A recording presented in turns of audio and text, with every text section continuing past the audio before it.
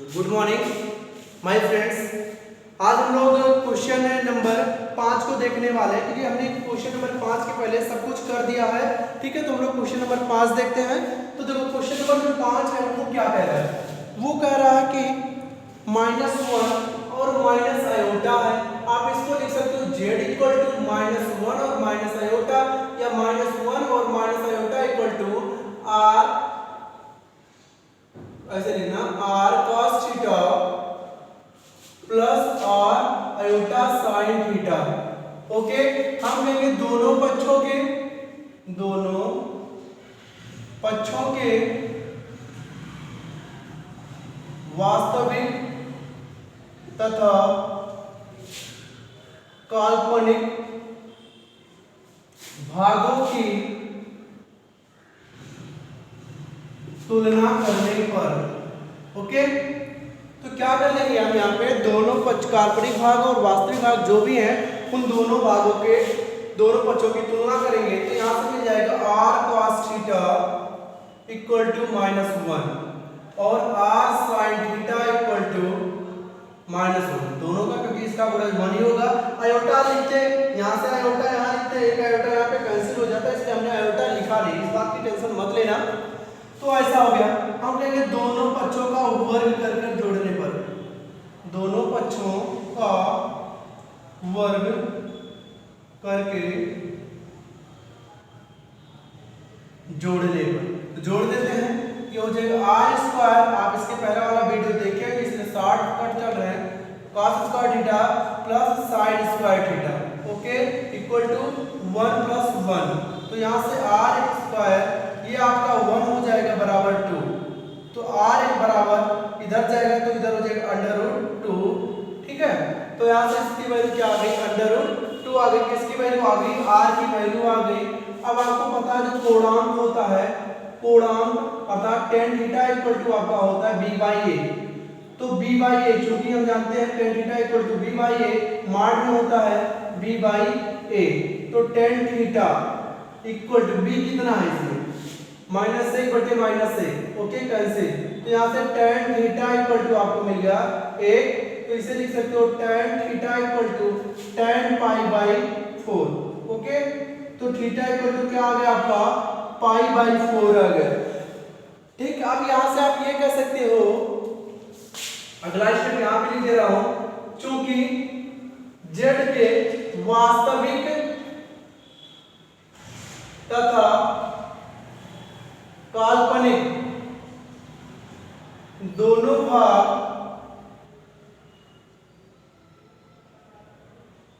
ऋणात्मक हैं, इसलिए यह तृतीय चतुर्थांश में होगा, तीसरे चतुर्थांश में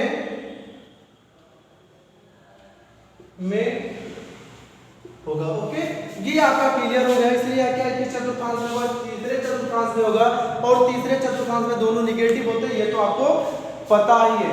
तो अब यहाँ से आप लोग क्या करना है, कुछ भी तो नहीं करना है ना। हाँ, तो अब देखो ये होगा, इसलिए ARG इक्वल टू जो अर्गंतर होता है वो क्या होगा, अगर तीसरे चतुर्थांश में होता है तो क्या होता है, -π प्लस थीटा होता है। अब देखो ये हो जाएगा -π प्लस π/4, हल करोगे तो ये हो जाएगा -4π प्लस π/4 हो जाएगा -3π/4। क्या हो जाएगा -3π/4। यहां से थीटा की अर्गंतर में वैल्यू आ गई। अब इस प्रकार आपेक्षिक या आपेक्षिक कह सकते हो ध्रुवीय रूप, नीचे लिख दे रहा हूं, ध्रुवीय रूप क्या होगा, r होता है और cos theta plus iota sin theta होता है। तो यहां से r की वैल्यू √2 है, cos -3π/4 प्लस आयोटा sin -3π/4। इस प्रकार से ये मेरा आपेक्षिक ध्रुवीय रूप मिल गया। ठीक है, तो मैं उम्मीद करता हूं कि ये आपको समझ में आया होगा। इसे समझने में आपको कोई भी दिक्कत नहीं हुई होगी। यदि दिक्कत हो तो कमेंट बॉक्स में आप बता सकते हो। तो ये आप क्या करो, इसको नोट डाउन फिर हम लोग आगे चलते हैं। तो आप लोग, मैं उम्मीद करता हूँ आप लोगों ने स्क्रीनशॉट ले लिया होगा। अब हम आगे चलते हैं। अब इसका जो है अगला सवाल, मतलब सवाल नंबर 6।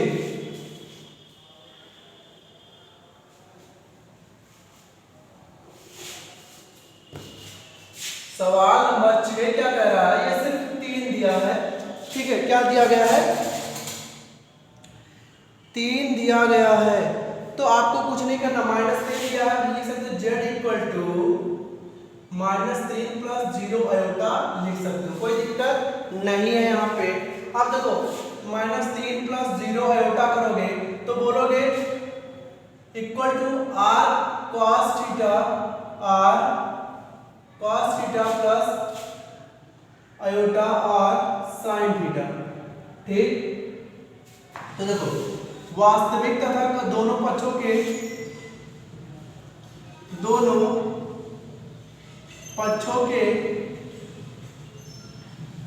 वास्तविक तथा काल्पनिक भागों की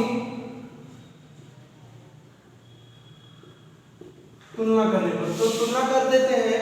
तो यहाँ से मिल जाएगा r cos theta equal to -3 और r sin theta equal to 0। समीकरण 1 व समीकरण 2 आपको मिल गया है।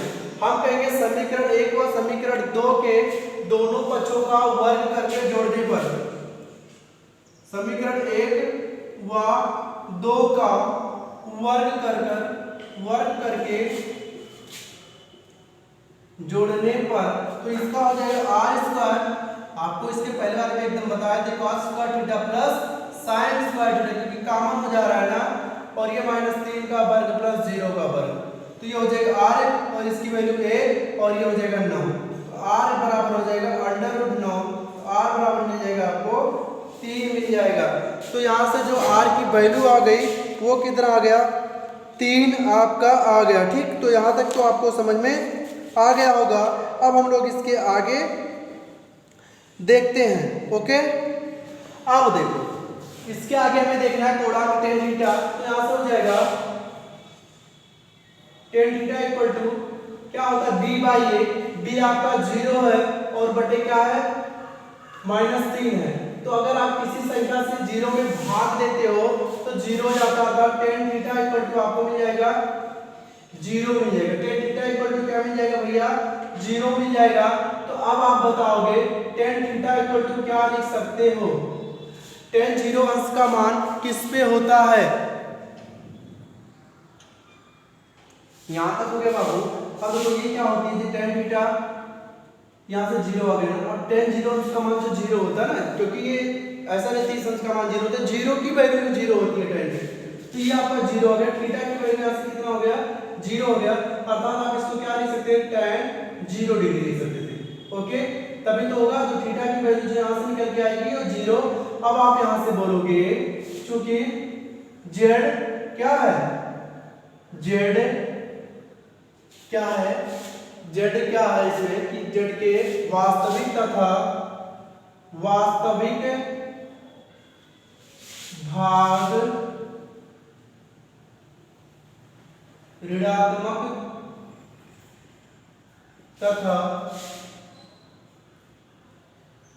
काल्पनिक भाग धनात्मक है, इसलिए यह दूसरे चतुर्थांश में होगा, दूसरे चतुर्थांश में होगा। किस चतुर्थांश में, वो दूसरे में होगा। और दूसरे में क्या होता है, A R G equal to क्या वर्गमूल, जेड इक्वल टू हो जाएगा पाई माइनस थीटा, तो पाई माइनस 0 इक्वल टू पाई मिल गया, ठीक। इतना तो आपको समझ में आ गया होगा। अब हम आपको यहां से लिख के बता दे रहा हूं, ठीक है। तब आपेक्षिक ध्रुवीय रूप क्या होगा, जो आपेक्षिक ध्रुवीय रूप होगा वो यहां से हो जाएगा r cos theta plus iota sin theta होता है। तो r की वैल्यू अंडर रूट वाले 3 है, और ये हो जाएगा cos pi plus iota sin पाई। तो ये आपका रहा इसका आर्गन सर का ध्रुवीय रूप। तो मैं उम्मीद करता हूँ ये भी सवाल आपको समझ में आ गया होगा। अब सवाल नंबर 7 हम लोग देखते हैं कि सवाल नंबर 7 क्या कह रहा है, ध्यान से देखना।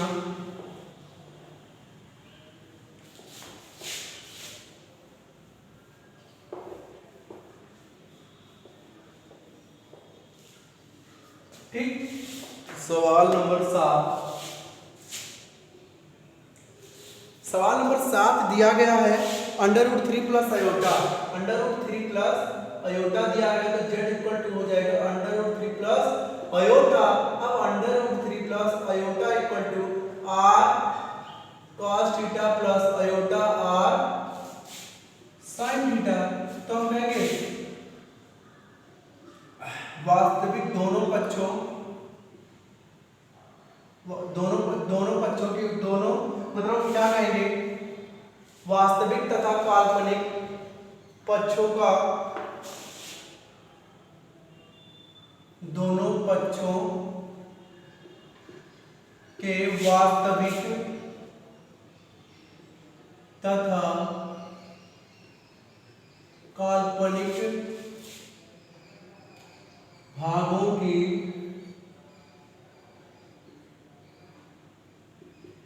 तुलना करने पर, ठीक है, दोनों पक्षों के वास्तविक तथा काल्पनिक भागों की तुलना करने पर, जब आप यहाँ पे दोनों पक्षों के वास्तविक तथा काल्पनिक भागों की तुलना करोगे तो यहाँ से मिलेगा r cos theta equal to √3 और मिलेगा r sin theta equal to आपको मिल जाएगा 1 मिल जाएगा। ठीक है, अब इसके बाद आप ध्यान देना, यहां से ये हो गया, हम कहेंगे दोनों पक्षों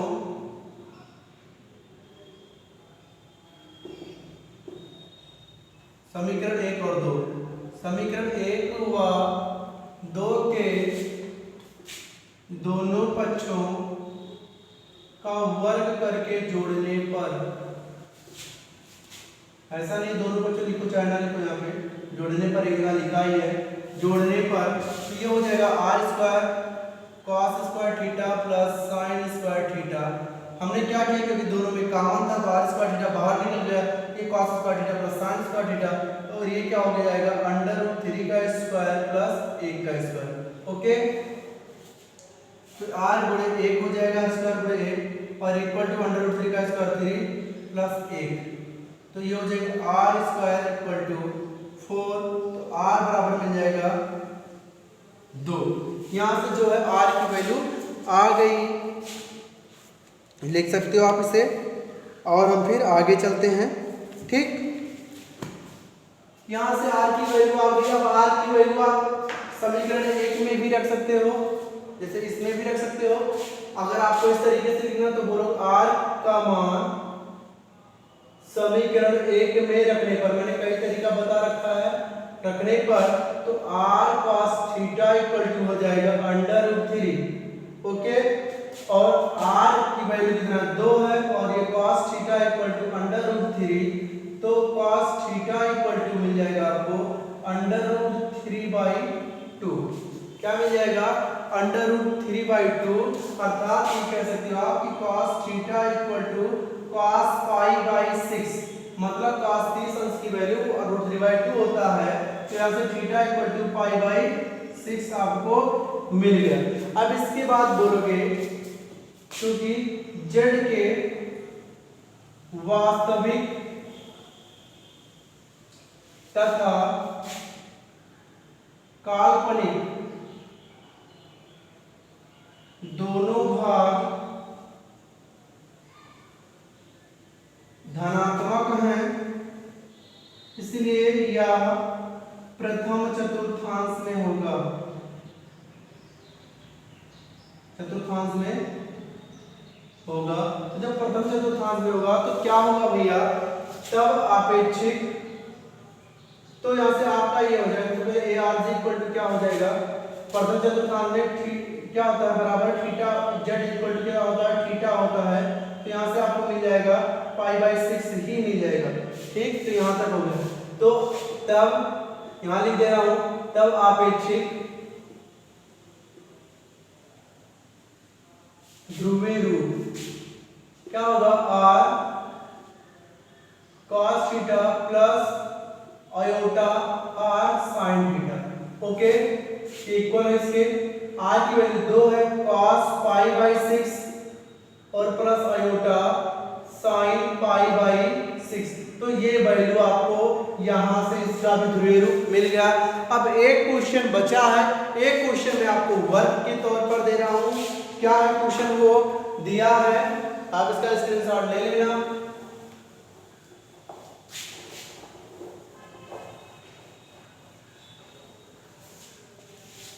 देखो क्या दिया है, z इक्वल टू सिर्फ आयोटा दिया, z इक्वल टू सिर्फ आयोटा दिया है, अर्थात z प्लस 0 प्लस आयोटा लिख सकते हो।